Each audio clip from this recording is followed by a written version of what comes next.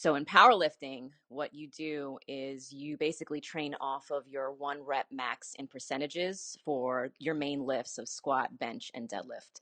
You never really train till failure compared to, let's say, bodybuilding style training where more is better, the volume, high reps, constantly fatiguing the muscles, and that's the way the muscles are built. But in powerlifting, you never want to train till failure because you want to save that failure for the platform.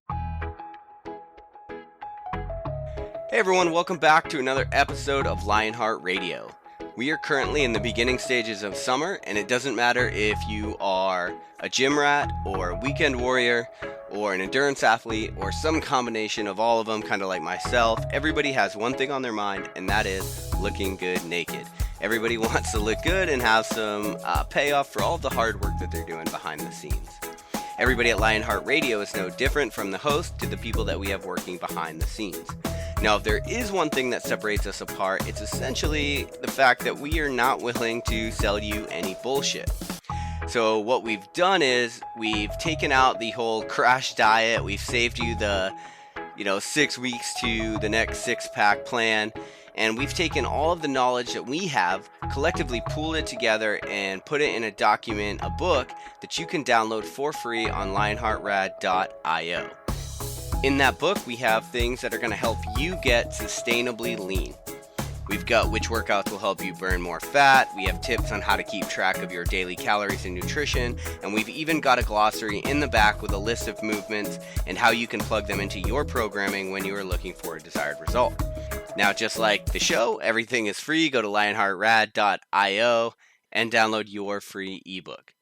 As always, thank you for taking this journey with us. We will see you in the gym or at the beach.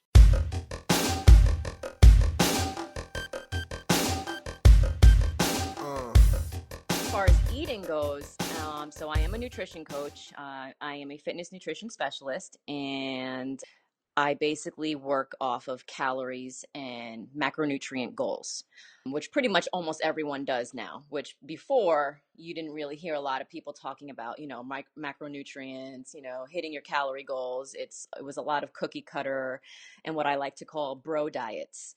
So I basically just have a calorie goal that I hit every day. And I've been doing this for so long. I've been tracking my food intake for so long that lately I kind of stepped away from the food scale because that's the only way you're going to be able to track your calorie intake is weighing everything, even vegetables. That's how anal I am. But now, since I've been doing that for the last 6 or 7 years of my life, my eyeballs have been trained to to basically hit almost very close to what my calorie intake should be. Do I recommend that for beginners? No, absolutely not. It takes a while to be able to get to that point. Yeah. So Yeah. for those of you guys that are listening, you're listening to Lionheart Radio right now. I'm your host, Rick Alexander, founder of Blue Aviv in San Diego, California. And today I'm joined by nutrition coach, trainer, and founder of Body and Life by Nicola, where she coaches clients all over the world. And that's who you've been listening to.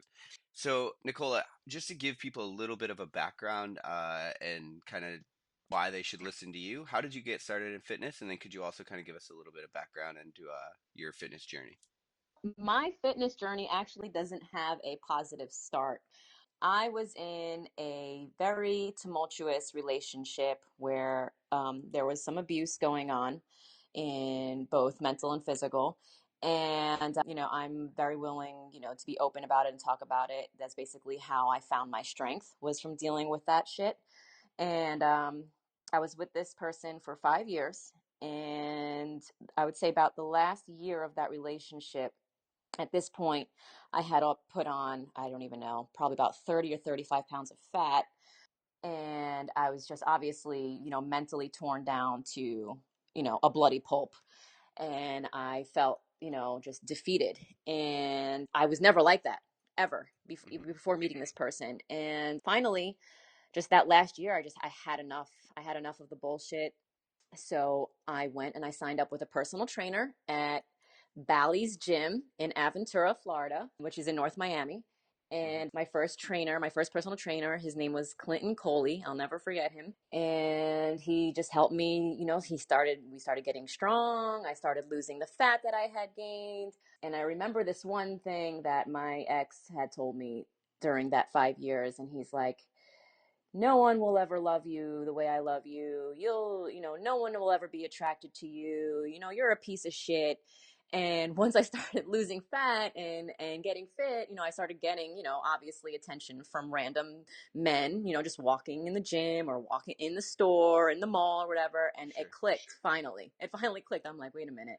This fucking asshole is telling me no one's liking me, but look at all these guys fucking looking at me. I mean, and I'm not cocky. I'm confident, but not cocky. Right. So at that point, as I finally was like, all right, it's done now. So I packed my shit and I left.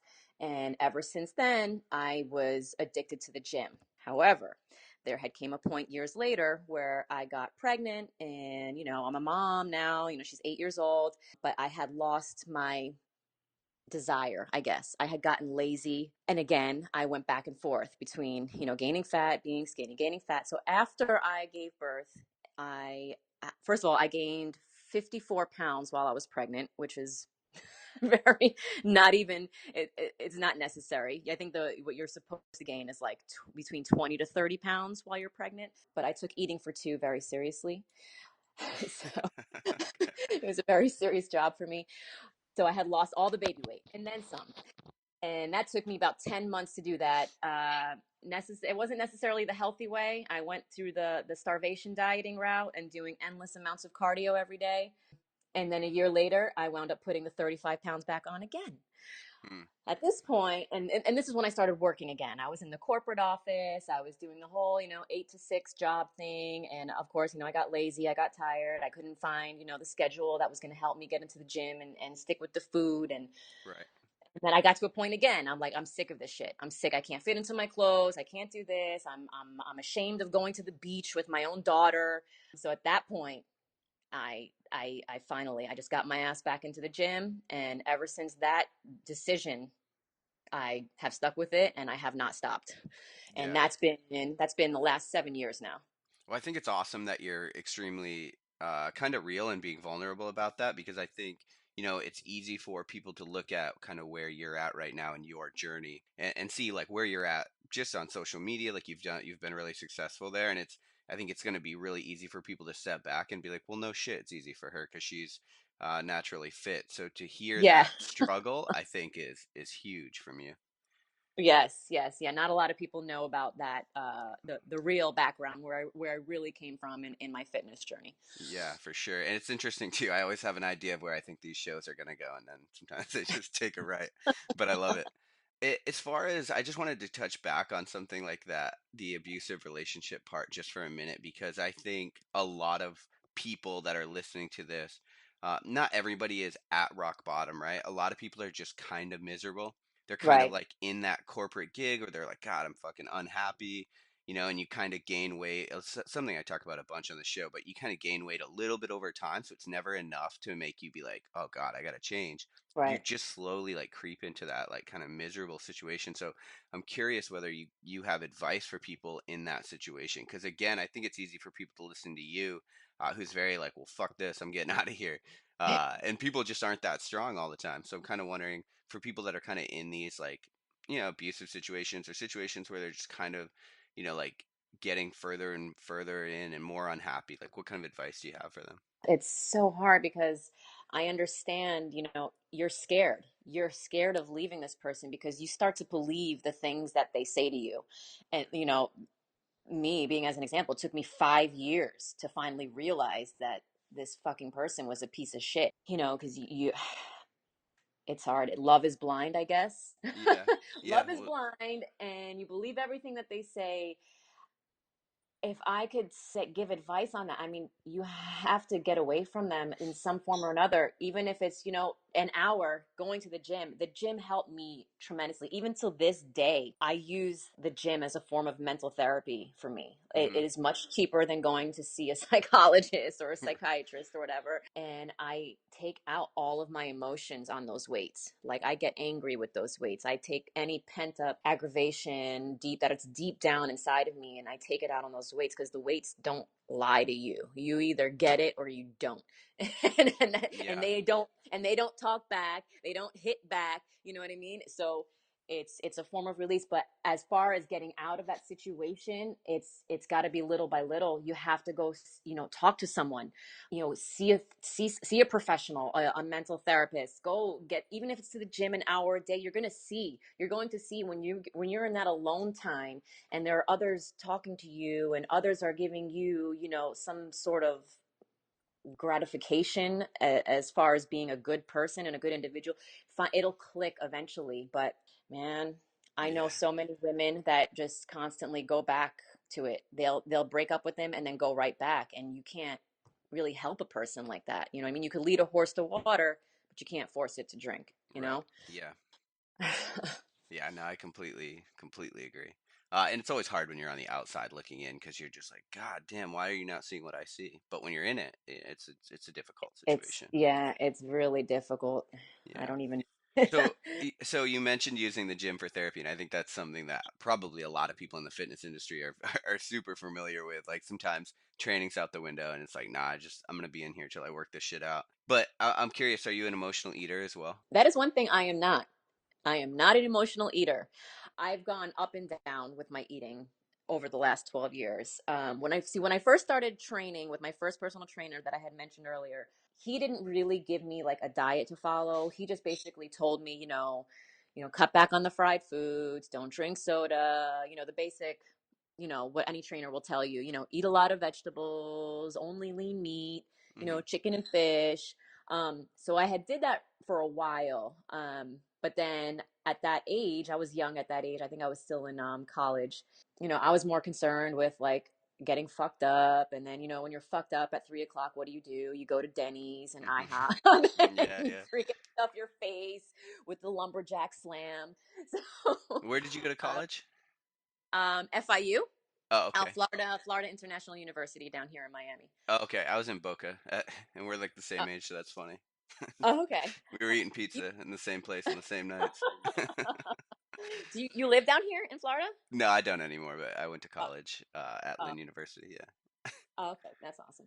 All right. And then I would go back to being like super strict, only eating chicken and broccoli 6 times a day. And then that's not sustainable. That's not a sustainable way of eating. You can only eat like that for so long before you introduce other foods back into your diet, and then you blow up. So I was constantly going back and forth between this starved state to for my height, because I'm 5'2", and when I gain weight really fast, and I look like it too. I go from a skinny thing to a balloon basically, and it was a constant back and forth yo-yo thing. The whole yo-yo dieting. But I was never really like, oh, I'm upset, let me go stuff my face with chocolate. Right. I was able to control that much. But yeah, no, I'm not an emotional eater. Well, so it's interesting that you talk about yo-yo dieting and stuff because one of the reasons that I originally had approached you to get on the show is because, we're going into summer and I think people are, obviously people are really interested in being lean for summertime. And something that we want to kind of promote on the show is like maintaining a healthy lifestyle because anybody can you can get abs, anybody can do it, but to hold it is obviously really hard and people know that. But it seems like you maintain like a pretty good baseline level of leanness or aesthetics as the year goes on. So it's interesting to hear you talk say that you have kind of problems with like the yo-yo dieting and that kind of a thing. Well, that was years ago. Over the last 7 years, the 7 years ever since I stepped foot back into the gym after I had gained all the weight after giving birth to my daughter, Yep. I had on my shit, and it was originally I had went into the whole figure competing and everything like that, and I was working with a quote coach.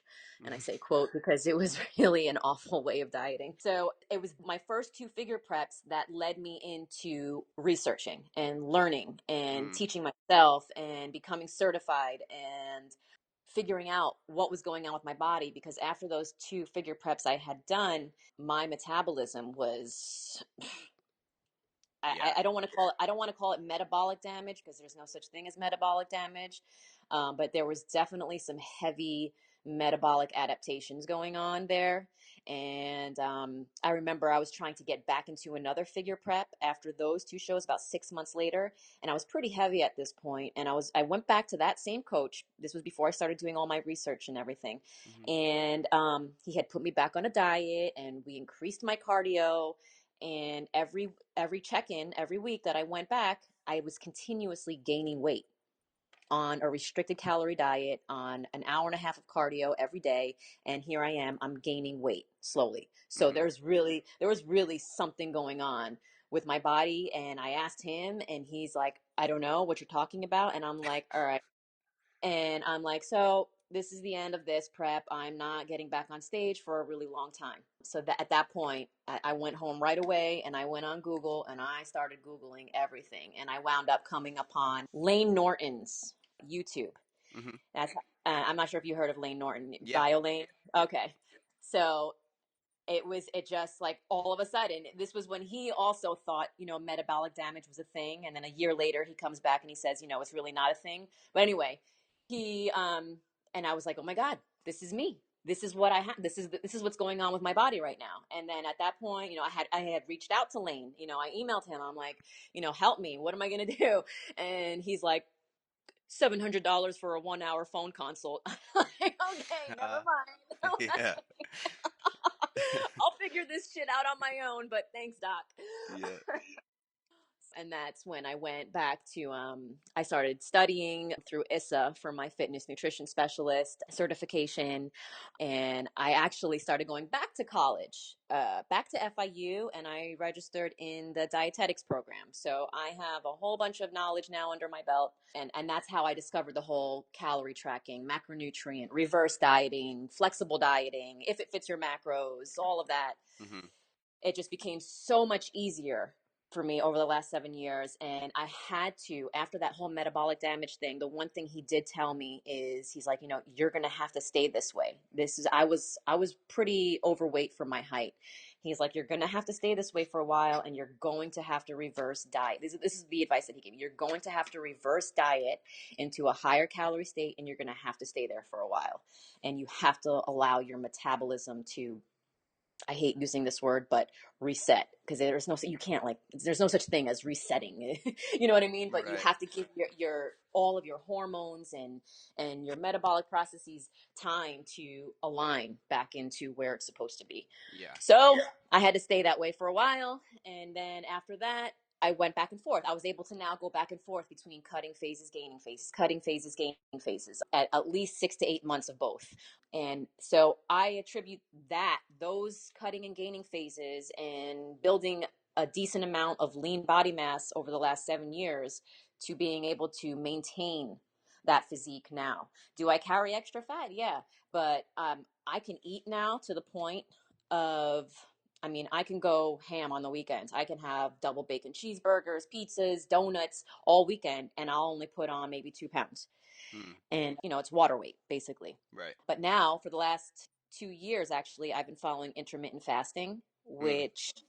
which I believe also helps me maintain the physique that I have now. Yeah, no, I do that too, and I think it's worth pointing out. Yeah, although you don't reset your metabolism, it's a good way to kind of like phrase it for layman's terms. But essentially, what you're Yeah. trying to do is upregulate your body's ability to use these different macronutrients Yes. Yes. efficiently. So 7 years is actually that's a long time to maintain it. So what kind of tips do you have to people that do keep finding themselves in that pitfall? Is it just kind of getting steeped in the information and the knowledge side, or kind of curious to see what you think has helped you, yeah, basically just keep it, because even if you get sick of something for 7 years, like it's hard to remember that emotion 7 years ago. Right. I just know that I have an 8-year-old daughter, and I have to raise her to be healthy, confident, strong, to love herself. These are something, things that I was not taught as a young girl. And I don't want her to grow up, picking herself apart in the mirror, like I did, because that's what, I did come from a very poor self-esteem, childhood and teenage. Back then, I'll be 35 this year. Back then the fit look wasn't in. It was Kate Moss. It was the skinny anorexic look that every girl was trying to look like. Yep. So, but I don't want, now it's the whole fitness thing, which I believe is a whole other thing on social media. I feel like the whole fitness community is like, it's now like a trend thing. Like everyone's, oh, it's so trendy. Let's go work out, and post our selfies on Instagram. And add so, fit to our last name. so, but I don't want her to grow up that way. And so basically, she has been my main motivation over the last few years to help me stay at it, pretty much. Yeah. Yeah, for sure. It's funny how the kind of some of the common themes that we get in the show is like, you know, making sure that your why, your purpose for whatever you're doing is really in line with your values. And then, that's actually going to guide your behavior more than any kind of topical decisions you could make. Right. So Yeah. your career has recently made an interesting change, as you mentioned. So now you're shooting for strength and 1 rep maximal strength with powerlifting, but you still do maintain a decently lean physique like we talked about. Do you think that's completely due to eating, or do you believe form follows function? Kind of what's your take on that? No, I believe that since I was in a 7-year bodybuilding block, Mm-hmm. that's what you call it. That has given me the base that I have. Like even so, once I switched into powerlifting, the muscles that I built aren't gonna just go away. They're not gonna disappear. They're just gonna stay there, and I'm just gonna get stronger in all my body parts. Mm-hmm. So I believe if aesthetics is what you're going for, but eventually down the road you think you want to change over into the strength aspect. I always tell people, stay in the bodybuilding. Then you want to build, if you want to have that X frame, that bodybuilders have, you have to build it first, because powerlifting isn't going to do it. Right. Powerlifting does not have that effect on a physique. Sure.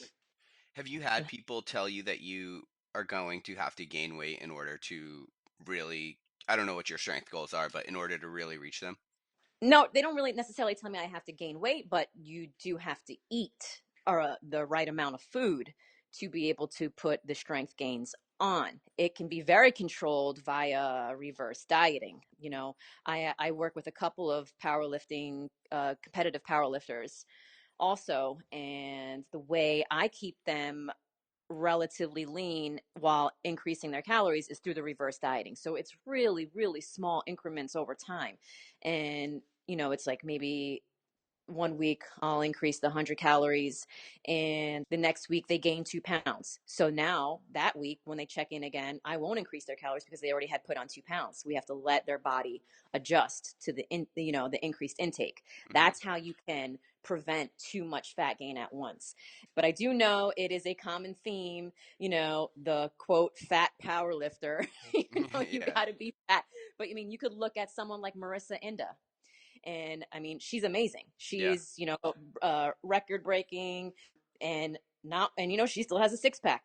Right. And so, and she was also a bodybuilder at first. She said she was in a 12-year bodybuilding block before she got into powerlifting. So Mm. that's how she was able to keep her aesthetic physique also. Yeah. So Yeah, I think the only issue I talked to a pro strongman about this a couple days ago, but I think like the only issue, you can get obviously very strong, and obviously genetics are going to play a role in that. And I just right. wonder, once you hit a certain leanness, and maybe you're not there, or maybe whatever hypothetical situation's not there, but the connective tissue and stuff like that starts kind of paying a price when you run a really low fat percentage for a really long period of time. Right. Yeah, But I usually wouldn't even, for women especially, since fat regulates our hormones pretty much. I would never really put a woman under 35 to 40 grams of fats. They need that. They definitely need that. I used to prep people for bodybuilding shows, but I don't anymore because I don't want anything to do with that side of the business anymore. mm, yeah. So how do you begin with a client that wants to make a change? If they just come to you and they're like, "Hey, I want to, be healthier, but also like I want to look better. I want to be fit." That's pretty much it. Yep. I get the email and they're like, help me. I want to lose, this amount of pounds or I just want to be strong. Everyone has different goals. But for the most part, it's usually fat loss. Most people want to lose fat. So, and since all of that is done virtually, it's all done by emails and text messages, and I have to collect a bunch of information from them. I get very detailed. I'm not one of those cookie cutter, women get this plan, men get this plan. That's not me. You could find anyone on Instagram for that. Right. I I I take pride in my work, so it takes I collect 3 to 4 days worth of training, cardio logs, food logs, drink, whatever they're consuming. I also ask them for what their daily schedule is like. What time do you wake up? What time do you go to sleep? What time do you train? So everything that all these questions are going into the plan that I create for them to work around their schedule or specific foods that they like. I do that. I don't just do uh, tilapia, asparagus, and brown rice 5 times a day. Right. I provide many food options for them and provide all the gram amounts and everything that they should be aiming for to reach their calorie and macronutrient goals for the day. So if people come to you for coaching, you're essentially giving them a diet plan and you're giving them a fitness plan and you're like kind of working on the lifestyle aspect. Pretty much, as far as fitness is, I will not take on any beginner lifters in the gym. I feel like I would be robbing them out of their money, pretty much. I feel like if it's a beginner, they need someone there, hands on, to show them the right way to do it. And I know there are so many people out there that are selling these fitness plans online, and all the workouts say 4 by 12, 3 by 15, 4 by 12. Anyone, you can find that online for free. You don't have you Right. don't have to pay someone for it, but it's the beginner that needs the most help because they don't know anything in the gym. So when people come to me and they're like, I'm a beginner lifter, I'm like, well, sorry, I'm not going to work with you. I'm not going to take your money because that would just be me just taking your money for the hell of it. But if you're, intermediate or an advanced lifter, then I can set up a fitness program for you. So this way, when you do go work out in the gym, you can record videos of yourself, you send them to me, and I will critique your form and help you get better with your technique and your execution. Nice. Yeah, that's actually fucking awesome and Yeah. refreshing to hear because you don't hear that a lot. Definitely want to get into that. So when one of the very first episodes we ever did on Lionheart Radio, and it's god awful because it was one of the first ones we ever did, but it's we talked a lot about like the state of the fitness industry and how social media has impacted that. I'm just kind of curious. I I know you've talked about it on your Instagram, but for our listeners that are kind of learning about you now, like what is kind of your outlook on the social media scene, the Instagram fitness scene, and then also like after that the follow-on questions kind of like how do we go about fixing Oh, I think we're all fucked. There's no fixing it. So there's like it'll be hard. I mean, I feel like Instagram, will eventually die out, just like MySpace did, and it? AOL chat room. So eventually it's gonna die out. But as far as my views on it, so when I first started coaching virtually, offering my services virtually, I actually started out on Facebook before I even knew what Instagram was, and I had created a Facebook page which I don't use anymore, and I was giving out all these free tips and advice, and someone had mentioned to me, why don't you get on Instagram? You'll increase your following that way, you'll make more money, blah blah blah. And I'm like, no, no, no, what's Instagram? I don't even know what that is. And so again, and then like 3 months later, again, people were like, get on Instagram, get on Instagram. I'm like, finally, okay, I'll get on Instagram. So I did, and of course, that opened up like doors everywhere, all over the world. And at that time, when it was 6 years ago, I remember 6 years ago getting on Instagram for the first time. I can recall maybe there were like 5 online coaches that I knew that I was following. I think it was Timberwolf, which is Kane Sumabot. I don't know if if you've heard of him. And the online coach, Raymond Carrito, I think his name is, Chrissy May Cagney, Mm-hmm. Nice. and We just had her on the show actually. Oh yeah. Yeah. And she's awesome. And I think that's it. And then there was me. I was a newbie. So like I was following all these three for the most part, and I'm like, man, they're awesome. I hope I can get like them one day. And they were the only like literally legit and legit online coaches. And so I started offering my services also. I was like, all right, you know what? Let me just go for it. What's there to lose? And next thing you know, like, yeah, shit was blowing up. Business was great. And so after I started competing, next thing you know, I'm not saying this was me. Like I'm not the trendsetter here, or maybe I am. I don't know.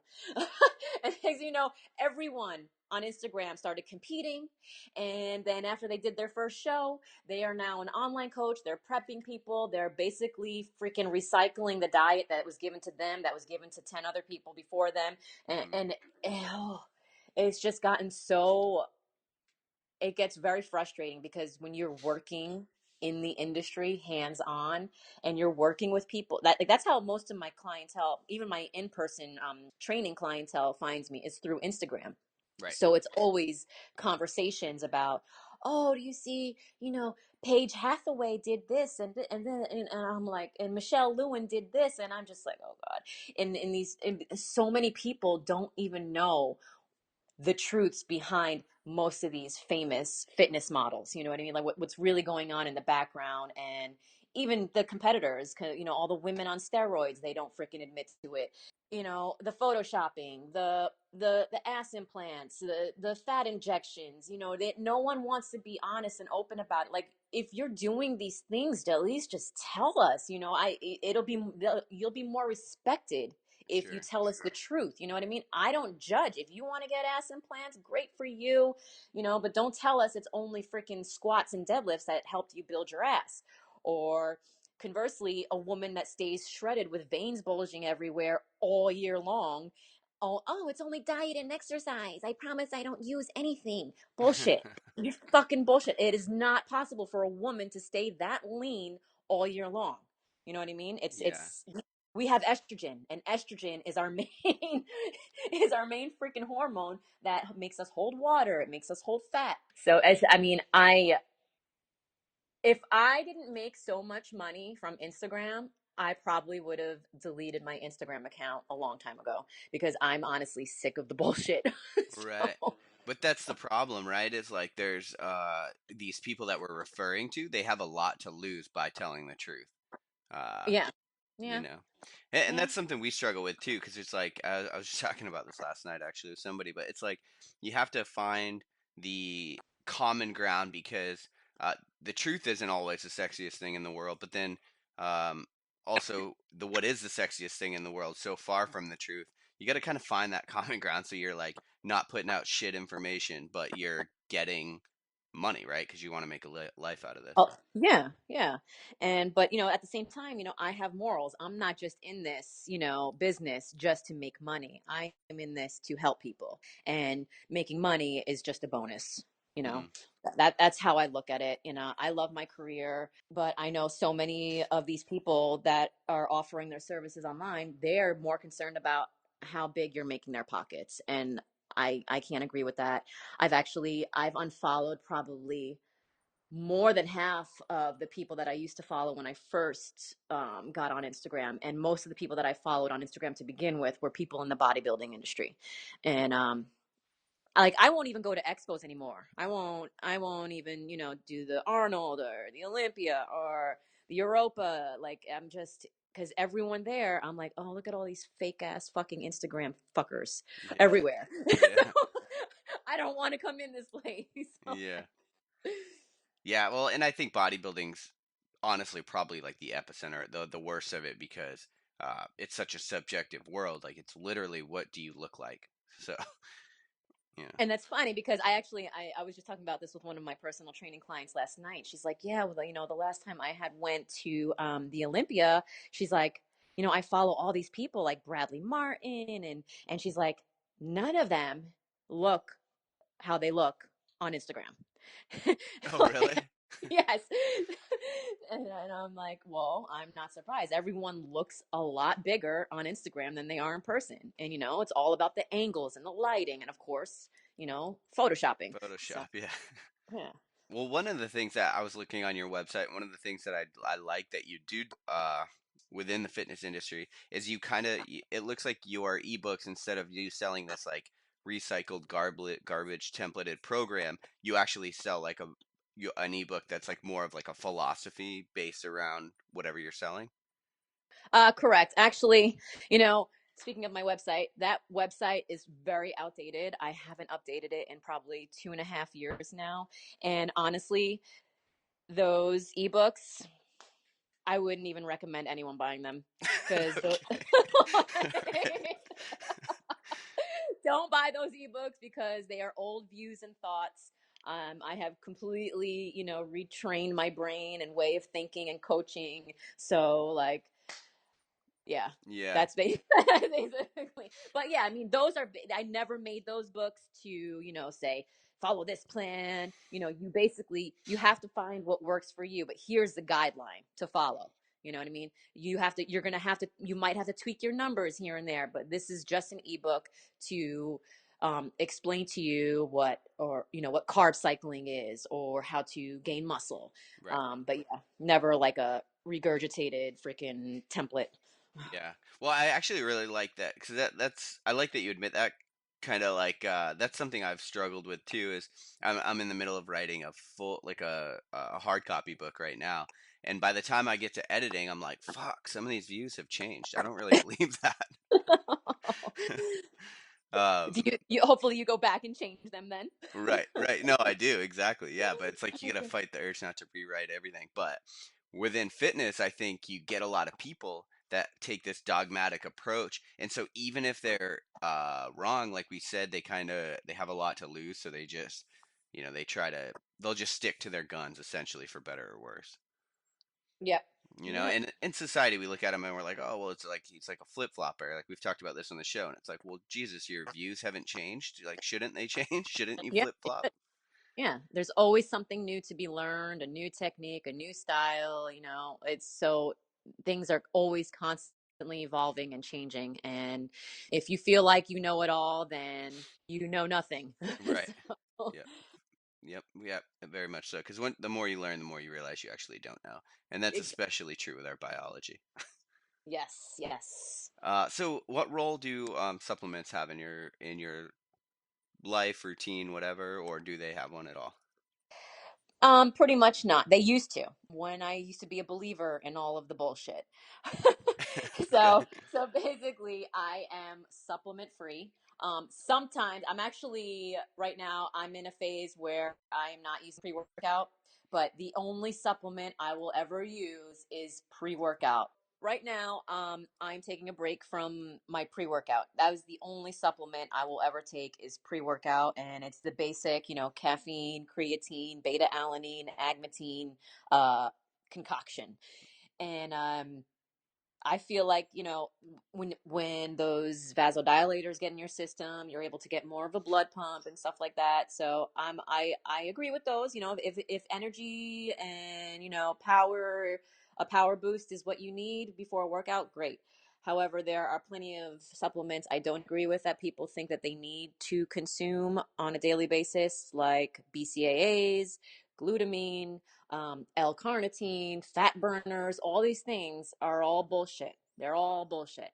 BCAA, glutamine, these are all aminos. These are all amino acids that are found in the solid proteins that we eat: chicken, beef, fish, eggs, and they're even in, the whey protein also. So everyone is basically just spending money that they don't need to spend if they're consuming the right amount of protein for their body. Hmm. So, if you're consuming the right amount of protein for your body every day, you're intaking all of these extra amino acids and you're just making your pee very expensive. That's it. Right. Those amino acids are not being put to use. Your Yeah. body can only take so many amino acids. It takes what it needs to do its repair, its building, whatever. Um, and that's it. And everything else is excreted out through the kidneys. So, I mean, Right. Well, so if you well, let's say you work out and you do a lot of volume, right? So if you're an example, like for me, for example, I don't eat a lot of carbs, and I eat more of a high fat diet. and Hmm. I just find that I have better results with that, right? So if I do a Hmm. lot of volume, I'm gonna need a lot of essential amino acids or proteins in order to recover. However, if I take all of that from protein, my body through glycolysis is going to convert some of that protein to sugar, and then I'm going to get a blood response that I wouldn't want. So Hmm. so in that case, like I think it would make sense for me to supplement with branch chain aminos, if that makes sense. Well, I don't, I'm not the one to say yes or no, like to anyone, even to my clients. If you feel like you want to consume the BCAAs because of some reason that you feel like you need to do, you or take them, is, go ahead by all means. Just you have to know that BCAAs also do contain calories. Not a lot of people know that they actually do contain calories, and they're not calorie free.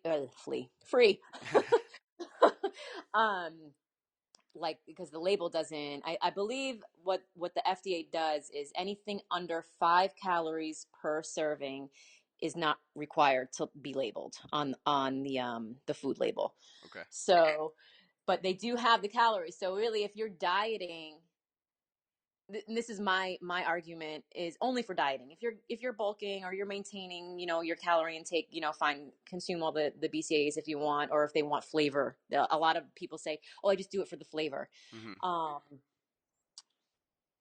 then by all means go ahead. But if you're cutting, you have to track it. You Right, have to right. track that as a form of your calorie intake, because the leucine, like you said, it has an effect on insulin. So it's going to spike your insulin, and it has the same amount of calories that, a typical 4 calories per gram. So Gotcha. Okay. Yeah, I see what you're saying. And I, yeah. I do agree. I used to tell this story. Like I used to back when I was like, in that 18 to 25-year-old range, and I just wanted to get jacked.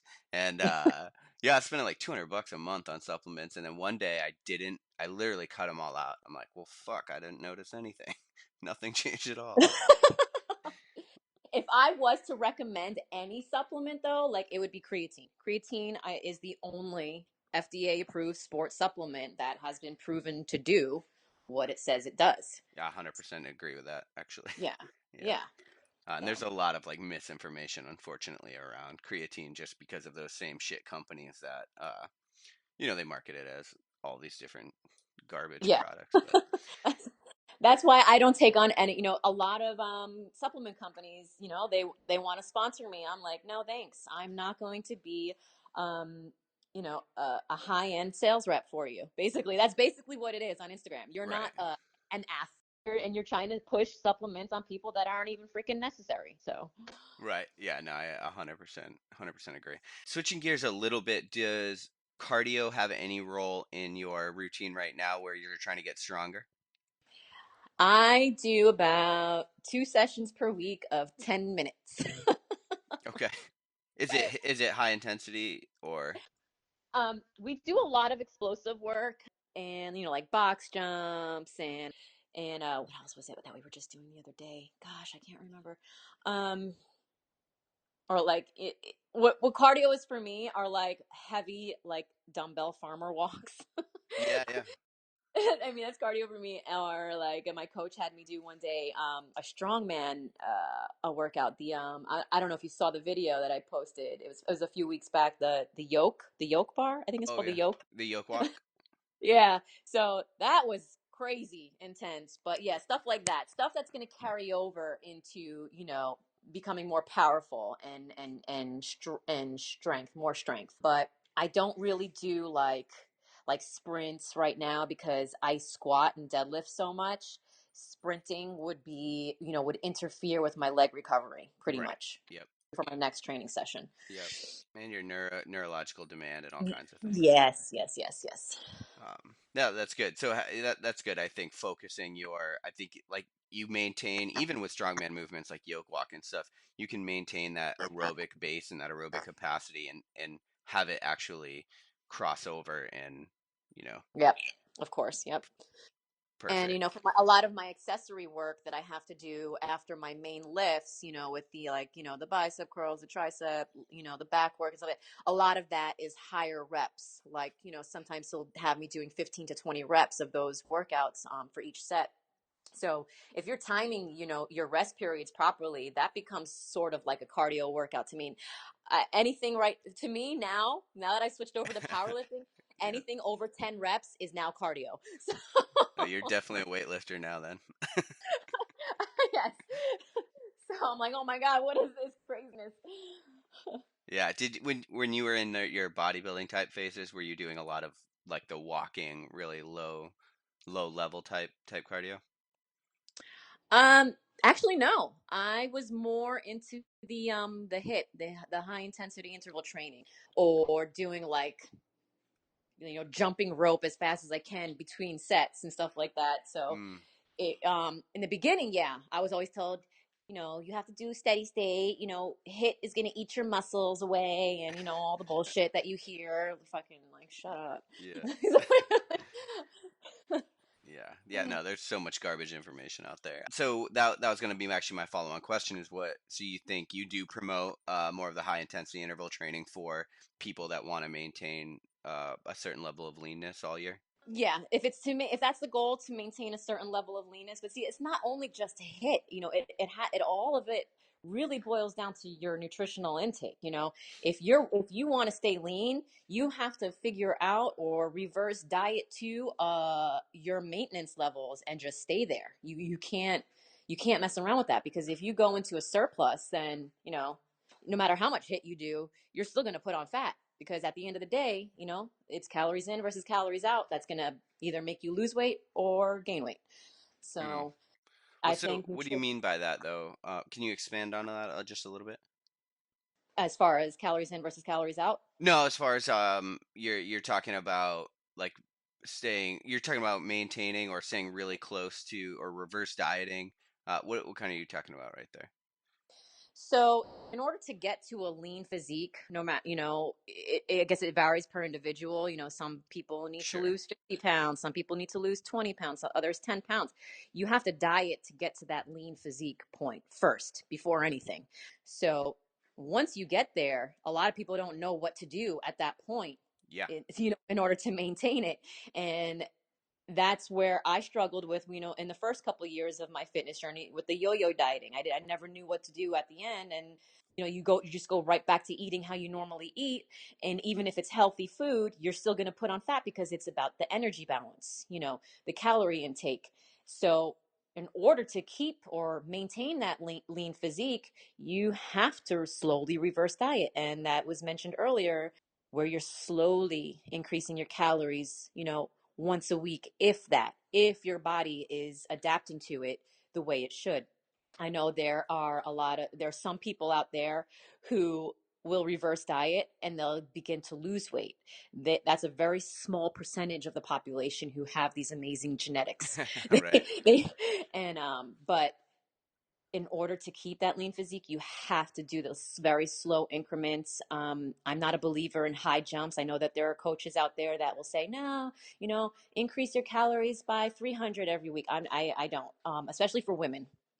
For Right. women, it's anywhere between 50 to 100 calories per week, and that is based off of their weekly check-ins. Like if they're gaining from the 50 100 calorie increase, I will not gain. I will not increase them the next week. So it's all about keeping track, weigh in once a week, take pictures once a week. The same time that you weigh in is the same time that you should be weighing in the following week. And you compare your pictures, because even the number on the scale isn't going to really be 100% truthful.